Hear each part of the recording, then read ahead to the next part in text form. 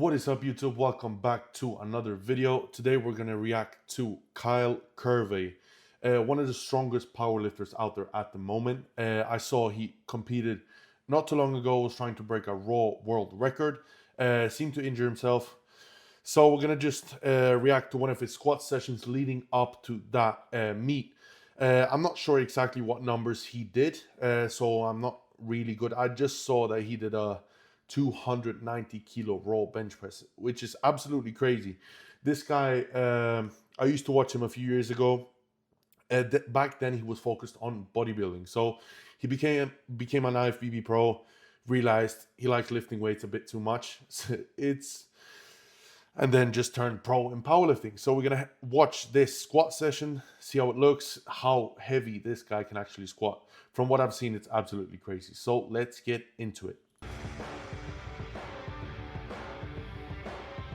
What's up, Muscle and Strength? Kyle Kur here, professional bodybuilder. Like, you can already see this guy is a massive guy. He's not like some of the powerlifters that are basically just like a lot of body weight with, of course, all top level powerlifters have a lot of muscle. But this guy, you can clearly see he's been bodybuilding for a while. Just look at the forearms, the shoulders, the chest. Professional powerlifter, and that's why you guys are here today. We have a huge squat session going down.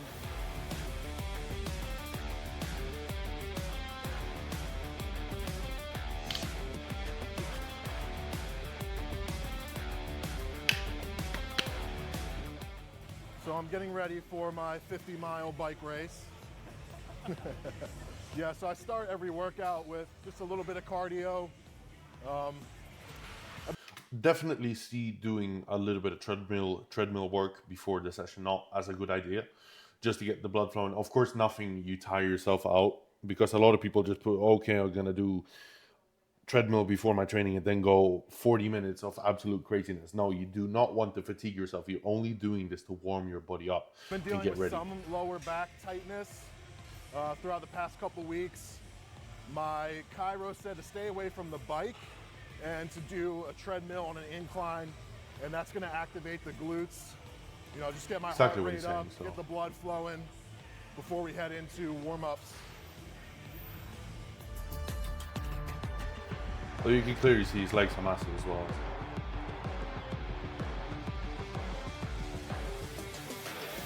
All right, so starting off with hamstrings before squat. In my opinion, this is a fantastic way to warm up your knees without tiring your quads out. I've implemented this for a while now, especially when I was doing heavy hack squats. Any session I did not do hamstring curls before my heavy squats, I got knee problems. So this definitely helps warm up the knee joint, especially from behind, because doing leg extensions before your squats, you do tire yourself out. If you're a bodybuilder, fantastic way to pre-fatigue. But if you're focused on purely moving as much weight as possible, I do not recommend doing any leg extensions before your squats. So doing a hamstring curl will not take away anything from your squat. Like, of course, you're going to go absolutely apeshit. It's probably going to take something away. But if you do a few sets, actually good to failure, it's not going to take away basically anything. The only thing it's going to do is warm up your knee joint, make sure the body, actually make your hamstring a bit pumped, might help you in the bounce at the bottom of the squat. So I see it as a perfect option to warm up. So squat is a full lower body movement. You know, a lot of people can say that they think about quads, whatever, but really on the descent, your hamstrings and your glutes. So two things that I try to warm up are my hamstrings and then my hips, because the way that a good squat is, your knees are out, your hips are engaged, they're flexible, and that also plays into the glutes as well. So we're doing hamstring curls here, get some blood in the hamstrings. Absolutely. To help tighten it, help release some tension in the lower back, help get the knees warmed up. That's also one thing you guys can, if you guys have any lower back pains, any lower back pumps, doing a hamstring curl might actually help relieve that a little bit, because you're taking away a little bit of blood. You're making sure that you're warm, everything's good. So if you got lower back pumps, do your hamstring curls. More full my hamstrings can be of blood, the bigger they are, and kind of the more bounce that I'm able to. Exactly what I was talking about. The bigger your hamstrings are, kind of helps your squat, because if you go down into the hole, when you go up, that is your hamstring touching your calf. So it's going to help with that explosiveness. Get at the bottom of my squat.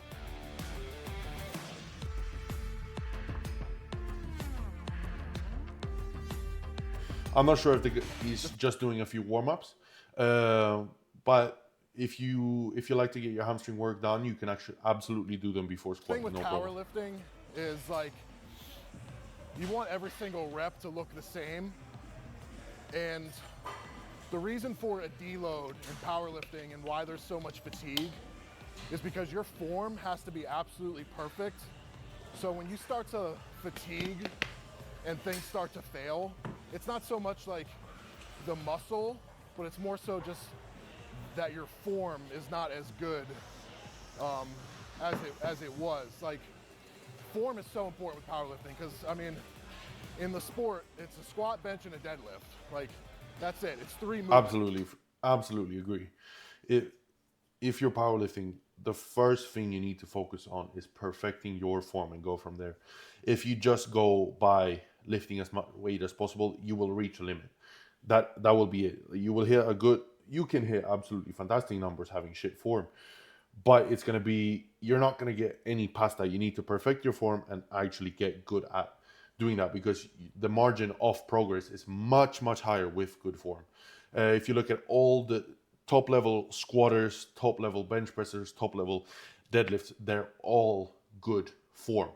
Look at Hafthor Bjornsson's deadlift, for example. Like, I cannot find a better deadlift than that. It looks absolutely perfect from the start to the end. And Julius Maddox's bench press, exact same. So trying to optimize 3 movements to like the best of your capabilities, you obviously want to like use all the advantages you can, and form has a big, big role in that.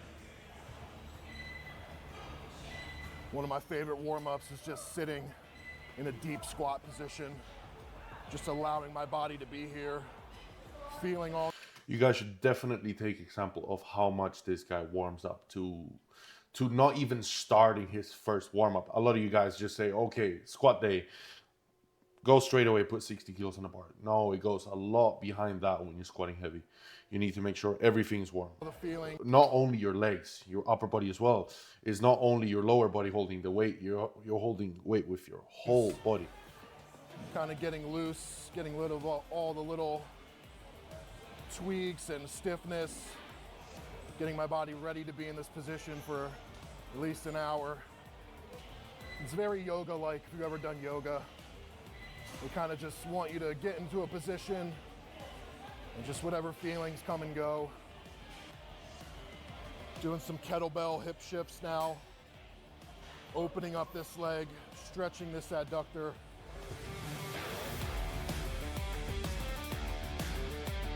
Now we're doing burpees basically. Started the Diamond Gym video.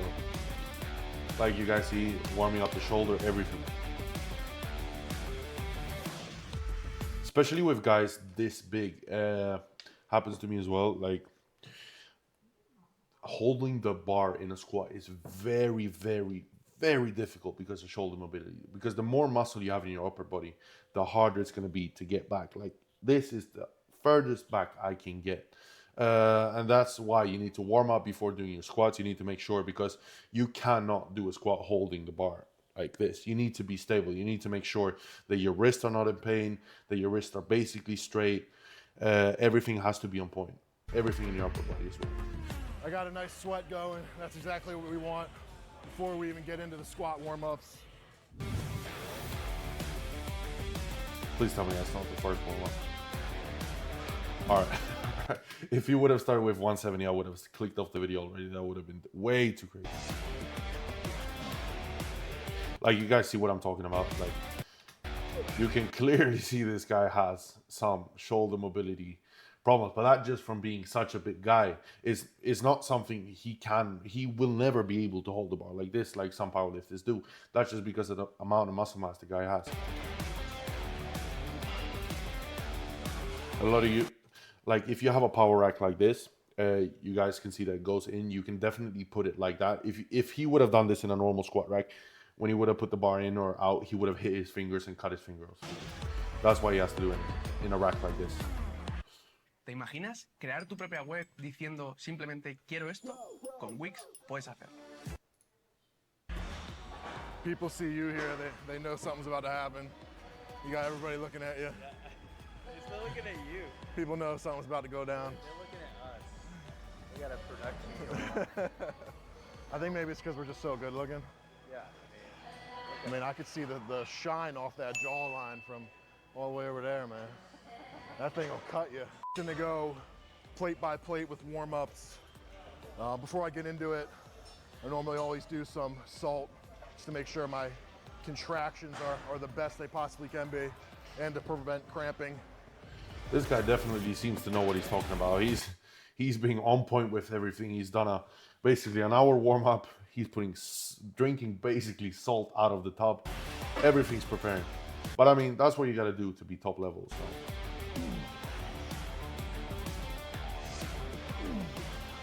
Right, squat looks fantastic.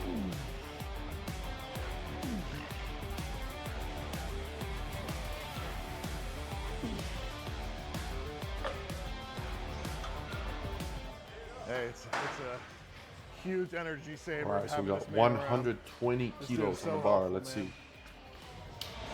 So See how can this you moves. train like this alone? I would say no. At this high of a level, it's not optimal to train alone, and nor is it safe or smart.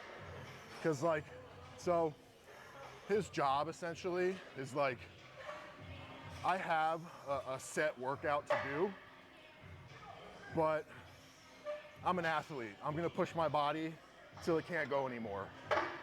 His job is to kind of look at me and see how I'm performing and be like, I think we should do one less rep here.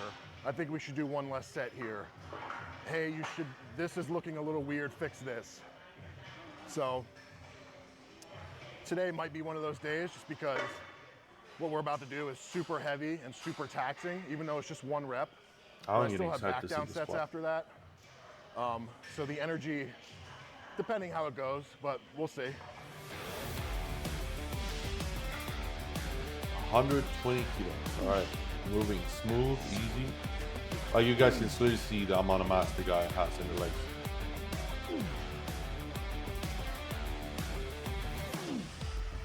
I'm getting ready to gear up now. I'll take it to 4 reds, and then I put the knee sleeves and I start doing the belt. Gonna butter up the arm real quick. What is he doing? Because of my lack of range of motion, Is he putting butter? getting the bar back puts a lot of torque on that area. So I mean, I hope it's some warm cream or something, not this is just just butter. a little band-aid for that. I mean, it's definitely something, because if he's putting butter, that'd be weird. So these Would are smell like shit also. heel elevated squat shoes, and I need that because I busted my ankle and that mobility's not the best. But I think that any powerlifter should use these, because if you don't have to work. I mean, this is an opinion a lot of guys disagree on. Should you use a heel elevated squat shoe, or should you not?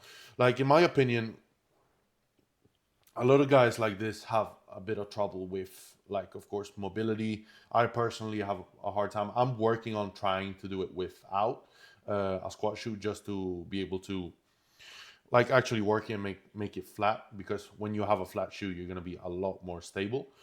But I mean, this guy clearly does it with high elevated shoes, so clearly works. But I mean, if you have the mobility to do it without, do it without. But if you have trouble, then I wouldn't see it as a bad thing to get into. Worry about your ankle mobility, you could just address other things like hip mobility. Because if somebody has a hard time squatting, it usually comes down to either ankle mobility or hip mobility. That's pretty much the 2 things right there. So these will help eliminate the ankle mobility, and then if you have hip mobility problems, you just got one thing to address.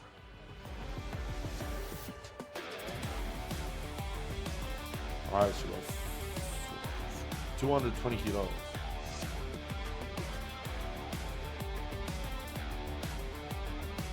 $270 I've been already. doing this a long time. Warming up quite good.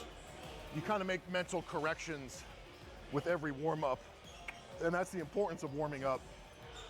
It's like, okay, what didn't I do last warm up that made it feel weird that I could do better the next warm up? So that warm up, I really braced my core more and just like felt everything be tighter internally, and I felt good. The bar speed was great. I felt explosive. And the set before that felt a little off. I didn't feel as tight, so just making corrections. Bracing for squats is one thing that's so important. I had squat this week. I did a few sets without bracing. They felt absolutely terrible. But as soon as you actually learn how to brace good, your squats will fly. And squats is, I think, the movement where it's the most important to brace good, because in a deadlift you can kind of get away if you have a strong lower back, all that stuff. Of course you need bracing, but you might get away with it. But in a squat, if you're not tight and you have a heavy load on your back, you will not get up no matter what. Every single time until, you know, hopefully by the top set everything's perfect. 705, right? Yeah. 705. Looks like a funny version of Tom Platz. And then we'll get into 793. Then what's that? Yeah, what's the workout? Like, what's the rep team you had to beat the 793 by 1, 870 by 1, 936 by 1. And then a couple 936 pounds as the heaviest. That is so crazy. we're Basically moving 1,000 pounds. singles Like after very this. close. Oh my god. This should be a single. This is going to be a single. All right, we got 320 on the bar. This is real heavyweight. Like, that is crazy. That moved quicker than most people's 60 kilo bench press. My god.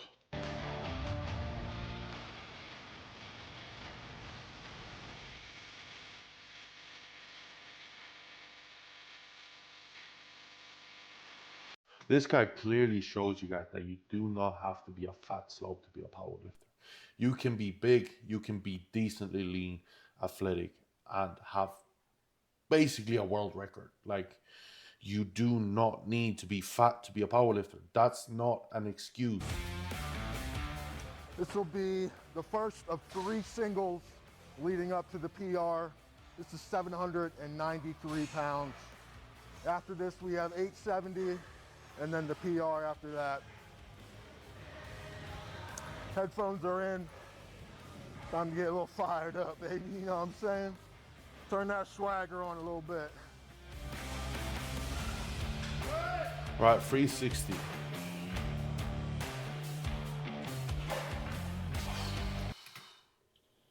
That moved, I think, even quicker than the last warm-up. Oh my god.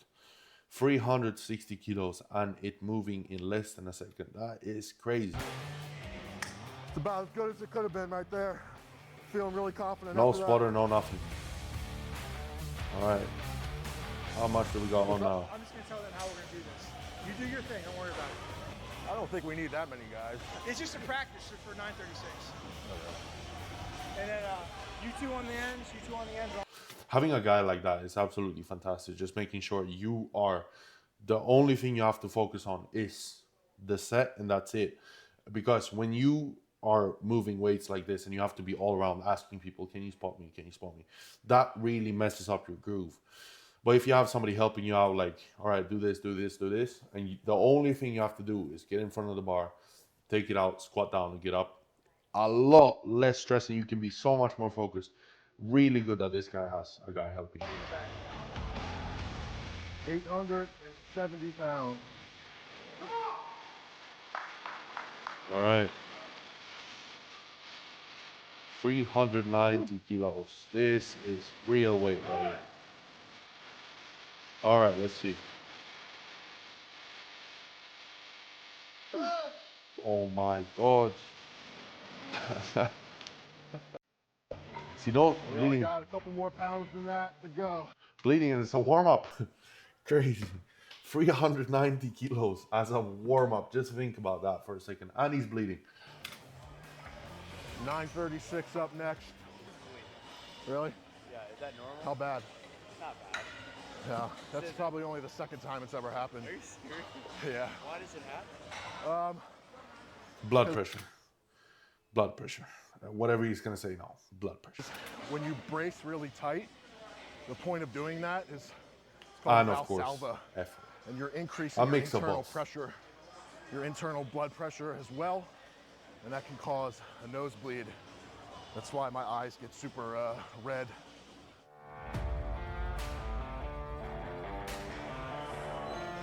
$936. You ready, Dan? Let's do it, baby. You get angry and you fight. You fight with everything you have. This is Tom Platz, I told you guys. All right, this is in you. This is in you. Come on. The only thing he has to do now is go do some crazy ass squat set.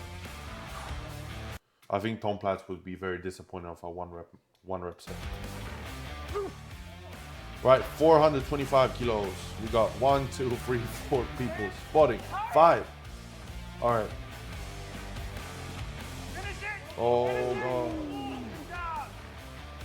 425 kilos. Move quite good. Damn, dude.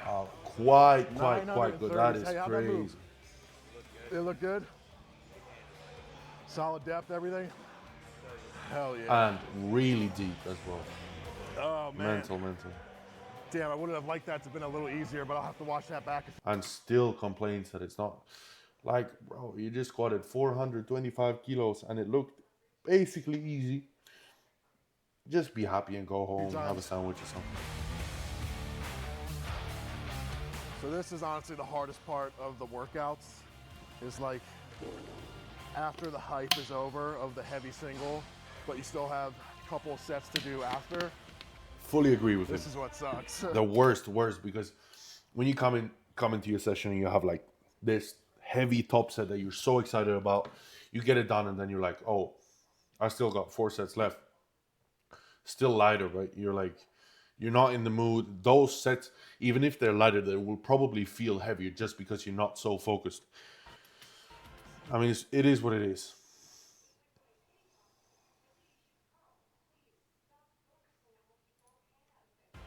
So this is 836 for a double. Right, so after we got 8, I mean, he's only gone down like 50 kilos basically. And he's doing a double now. This, I wouldn't say this is lightweight. My God. You see what I see? You see what I said? Like that first rep went slower than his first rep with 425. And that's just because of mental preparation, fatigue, everything combined. You're basically never going to be able to replicate that first fresh set.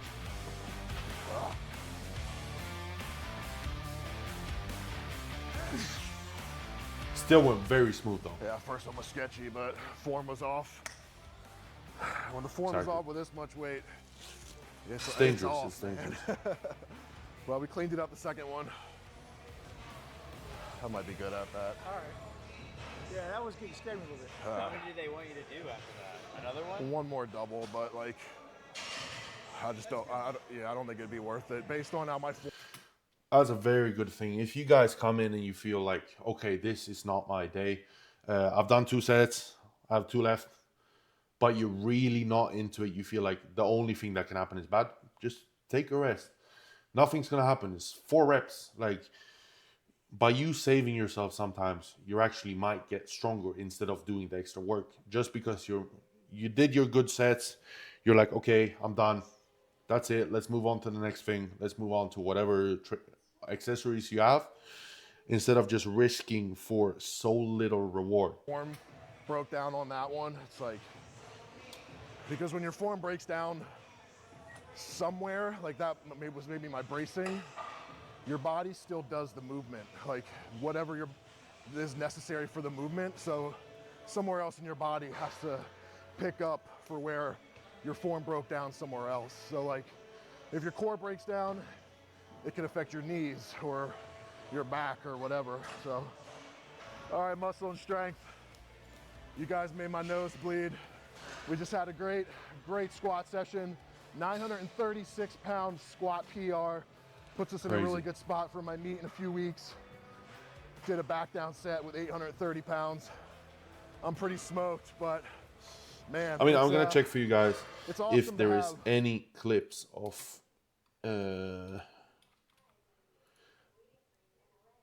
the competition. Let's see.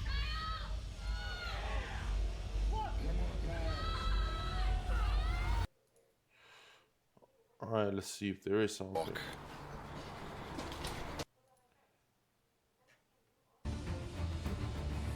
Let's move on to the heavy sets. All right, we got attempt 1 over here. I'm not gonna spoil you guys what happened, so you guys can watch it. So we're starting our first attempt, 395 kilos. This is one thing I see a lot of you guys that do powerlifting do so wrong. You guys clearly saw he could handle 425 kilos, but he's opening with 395. Why? He's opening to get comfortable. You guys, when I see some people opening in their powerlifting, they basically go out with their 1 rep max as their first attempt. Like, what are you gonna do in your second attempt? If your max bench press, the PR you want to hit in the meet is 200 kilo bench press, instead of opening with 195, go open 160, then second attempt 180, and then hit 200. You're gonna be a lot more comfortable, and you're gonna be a lot more mentally focused, and you'll also be like more ready for that weight instead of just going crazy in the first one and then be doing shit in the second and the third. Like, please, if you're gonna compete, open with a good weight that you can handle. Don't go too crazy on the first few attempts. Like, perfect example, like when you see Hafthor Bjornsson going for his world record deadlift, he's going for 510. He opened with, I think it was 430 kilos, basically 100 kilos less. But he's just doing it to get into the groove and having the last attempt as the crazy attempt. Not just going in 510 first one, second 520, you know. It doesn't work like that. He did 430, 475 if I'm correct, and then did 510. Let's go. All right, let's see how this moved in the meet day. Absolutely crazy quick. All right, let's move a bit forward. 36 pounds loaded to the All right, second attempt. You guys can see this was what he did in training. 425. That is only 5 kilos. It's exactly what he did in the video.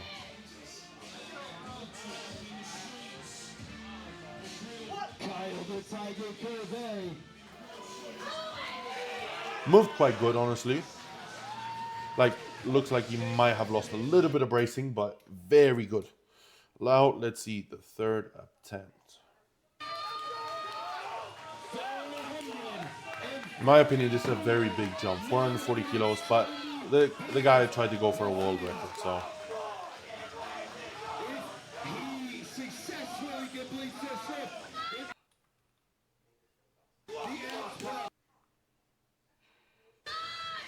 All right.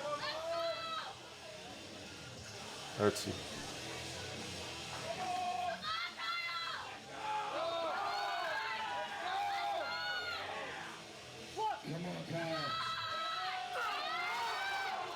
Oh. That seems to be, I mean, from what I've heard and from what I've seen after this competition, the guy tore his quad at the bottom of this attempt. You guys could clearly see something happen. He dropped the weight. Normally when you drop the weight, that's you disqualified, but I'm not sure what happened. Like, he did compete and I do think he won, so I don't think they disqualified him. But something definitely tore in that quad. Let's head over to bench press. Here he did something absolutely crazy as well.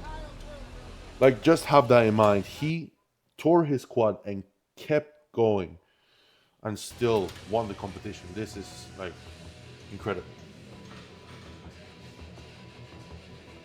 All right, we got first, like you guys can clearly see, Cannot use any leg drive, nothing because of the torn quad. All right, let's see. First attempt bench press, 250 kilos.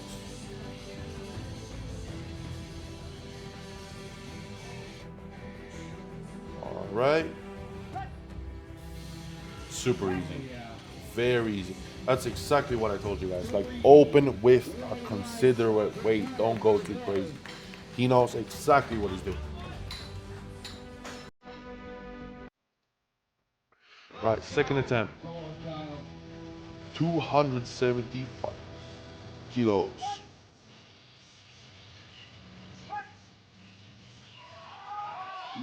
Fantastic. Like, really good.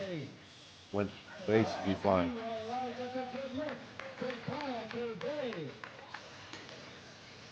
And keep in mind, having a torn quad. All right, let's see. Last attempt. I'm pretty sure he got this one. Like, you guys can clearly see, this guy has a lot of muscle.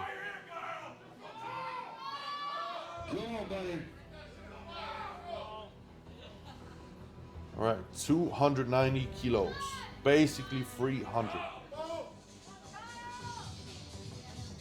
And probably no leg drive since the torn quad.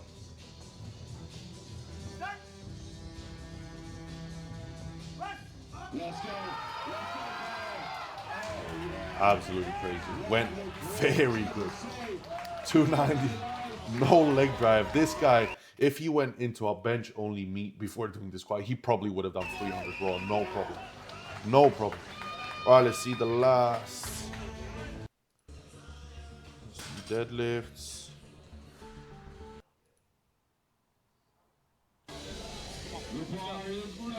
All right, attempt one, 375 kilos with a torn quad.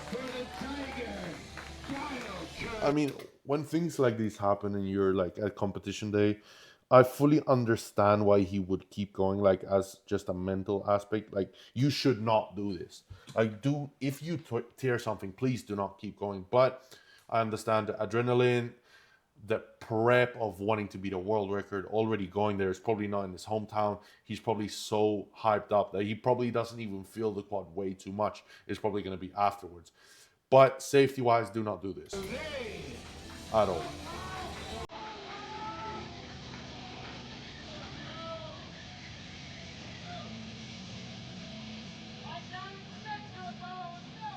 All right. Let's see how he can pull the first attempt with the torn quad.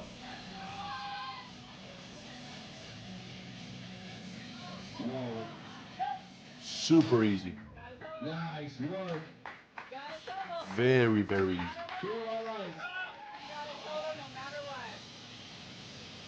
You can clearly see he has some trouble walking. Oh. Oh.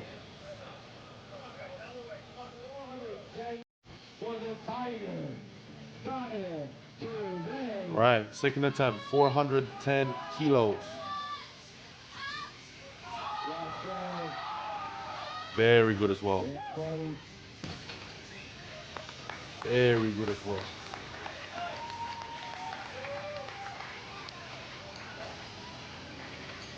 All right, let's see, last and third attempt. Coming up now.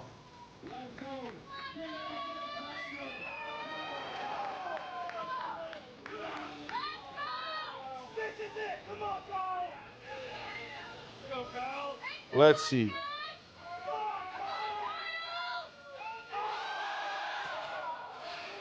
Oh. That seemed like it might have been a pull or a tear as well. Oh, God. That's exactly why I tell you guys. Like, of course, he won the competition, everything good.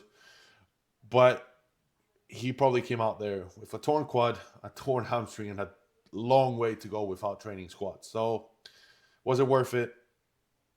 Probably just for the legacy. I mean, crazy weights. There's nothing but respect to this guy. Like, if you guys want to have a look at powerlifting in a whole, you guys should have a check. Check this guy out. Check him out on Instagram. I think it's like Kyle Kur or something. He posts crazy content, crazy lifts, everything. Now he's probably going through all the rehabilitation stuff. But I mean, an absolute phenom in both bodybuilding and strength. Strength in general. This guy could probably be a world-class strongman as well. I mean, that is probably it for the video. Remember, guys, to hit that like button. Remember to comment down below what you guys want me to react to. Since I haven't got too many ideas from you guys, I'm just going by what seems interesting. So please let me know down below what videos you guys want me to watch. Hit that subscribe button, hit the notification bell as well, and I'll see you guys in the next video.